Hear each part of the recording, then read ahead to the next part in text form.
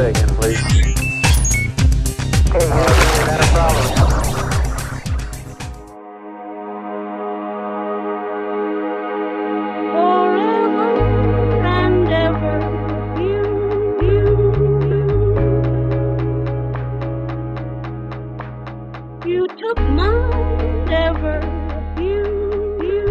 Bonjour, donc nous voici pour une petite session de quelques jours au bord d'une magnifique rivière du sud-ouest, assez différente de celle qu'on a pêchée préalablement avec Sébastien il y a une quinzaine de jours.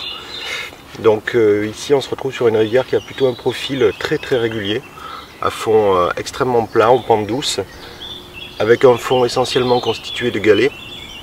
Et donc on pêche donc dans ces descentes de galets qui tombent sur des fosses en règle générale qui n'excèdent pas les 5 voire 6 mètres. C'est relativement exceptionnel sur ce secteur du moins.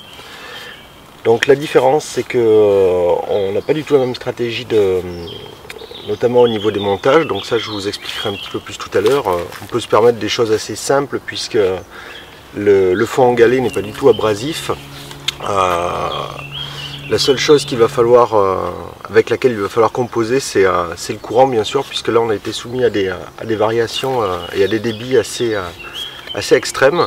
On a dû déménager cette nuit en catastrophe puisque l'eau est montée rapidement hier dans la journée. Et sur une plage de galets, l'eau grignote très rapidement le peu de parcelles habitables disponibles. Voilà. Donc le premier jour on a amorcé assez copieusement en arrivant avec une dizaine de kilos de bouillettes, un mélange de whitefish, halibut et également de spicy salmon. On a amorcé régulièrement sur une bande à peu près de 50-100 mètres. L'idée c'était de faire fouiller les poissons qui étaient déjà présents sur la zone, puisqu'on avait remarqué avec ma compagne Ngaëlle une petite demi-douzaine de très jolis poissons qui se situaient à proximité des herbiers alentours. Et puis de laisser travailler cet amorçage pendant la nuit et de pêcher à partir du matin. Chose que l'on a faite et qui nous a pas mal réussi. Hier on a réussi à prendre une dizaine de très belles communes, alors toutes calibrées quasiment entre 10 kg et 13 kg, donc pour l'instant rien d'exceptionnel, mais on sait que sur cette rivière il y a de jolis miroirs qui peuvent se mêler à la fête. Donc là on attend impatiemment qu'elle daigne nous faire signe.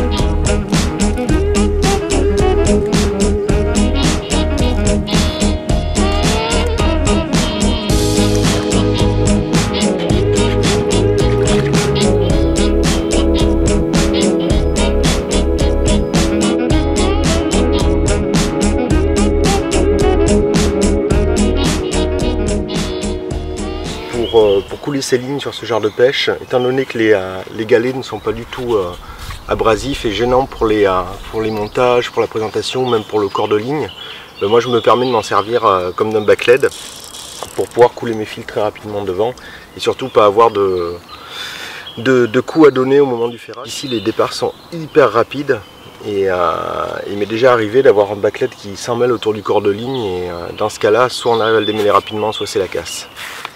Donc voilà cette méthode là qui n'est pas très conventionnelle mais qui marche très bien. Alors attention évidemment, il ne faut pas faire ça sur des sols granitiques ou sur des endroits où les pierres sont trop saillantes, sinon là c'est la casse assurée parce que la tresse évidemment ne tiendra pas le choc. Donc là on est sur des galets qui sont vraiment très lisses, hein, qui sont assagis par le temps. Donc il n'y a aucun souci, quand la carpe va faire son départ, la pierre va être éjectée. Donc là, il n'y a pas de problème avec ce type de système qui est très simple à mettre en place et qui libère la ligne automatiquement. Donc sur ce site, les poissons en règle générale répondent extrêmement bien la journée. Si le coup a été préamorcé en règle générale, on peut s'attendre à faire une bonne demi-douzaine de départs. De ce fait, je ne pêche pas la nuit. J'ai choisi de me consacrer exclusivement à la journée puisque de toute façon les touches sont là. La nuit permet de réactiver le coup, donc je ramorce à peu près vers 22 h et tôt le matin en me réveillant, ce qui permet de réactiver, de réalimenter en permanence et d'avoir des poissons qui sont tout le temps actifs en recherche de nourriture sur la zone. Donc la nuit je me repose et les poissons aussi. D'ailleurs, ce qui est assez étonnant, c'est que cette nuit, on a eu une montée des eaux, comme je vous le disais tout à l'heure, très brutale hier, qui a enseveli, ou en tout cas immergé pas mal de végétation en bordure. Et on avait déjà repéré hier que pas mal de poissons étaient abîmés. Alors c'est assez courant en rivière parce que les poissons prennent des chocs, se cognent contre les obstacles en fouillant. Donc ça, c'est pas extrêmement étonnant. En revanche, on craignait un petit peu que la fraie soit encore présente dans les esprits. Et il se trouve que c'est le cas, puisque cette nuit, on a entendu énormément de poissons venir claquer dans les herbiers, venir frayer sur une zone qui est un petit peu en amont de notre poste, qui présente une très jolie bande d'herbe qui se retrouvait sous l'eau. Donc les poissons, a priori, seraient encore dans une dynamique de frai, ce qui est toujours très délicat et c'est une situation face à laquelle on s'était déjà retrouvé il y a une quinzaine de jours avec Sébastien. Là, les conditions sont totalement différentes, l'eau aussi, le poisson est tout de même actif, mais je pense qu'il y a quand même une belle partie de la population qui n'a pas encore éjecté les œufs, qui n'a pas encore frayé, et j'espère que ça ne va pas nous poser de problème pour toucher les plus beaux sujets qui ici en règle générale sont des miroirs.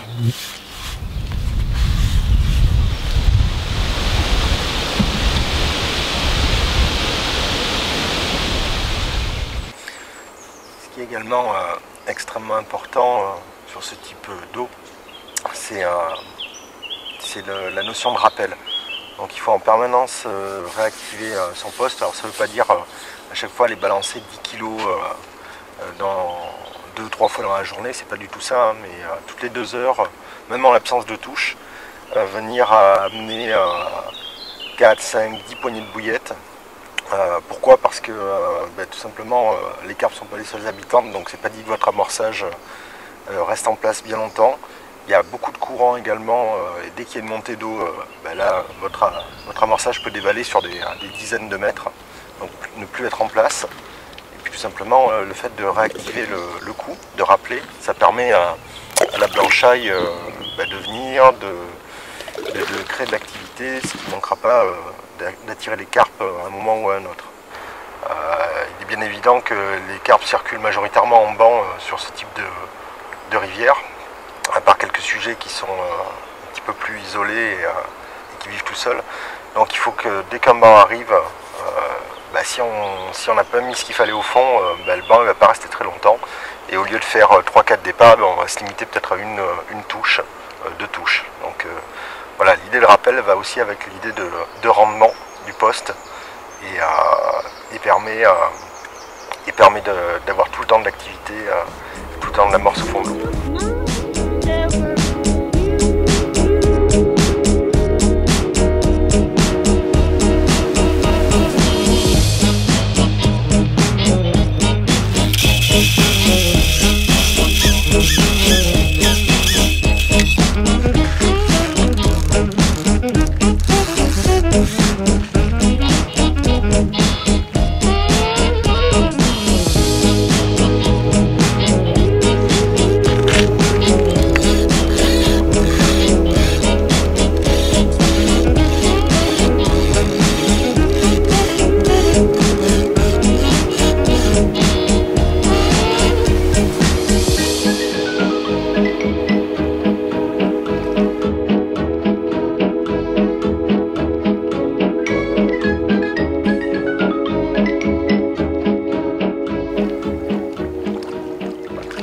J'ai un baling qui est composé de 20-25 cm d'invader en 25 livres et également d'un SB2.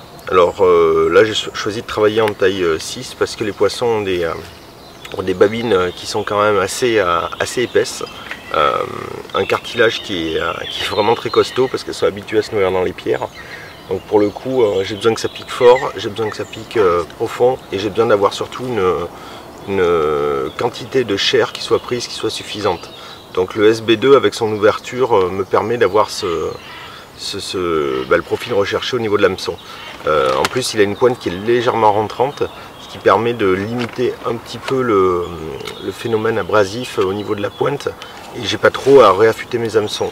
Là, pour tout vous dire, j'ai fait 10 départs et pour 10 poissons sortis, et j'ai juste raffûté 2 hameçons, mais je pêche toujours avec les mêmes bas de ligne depuis le début, et ça fonctionne très bien.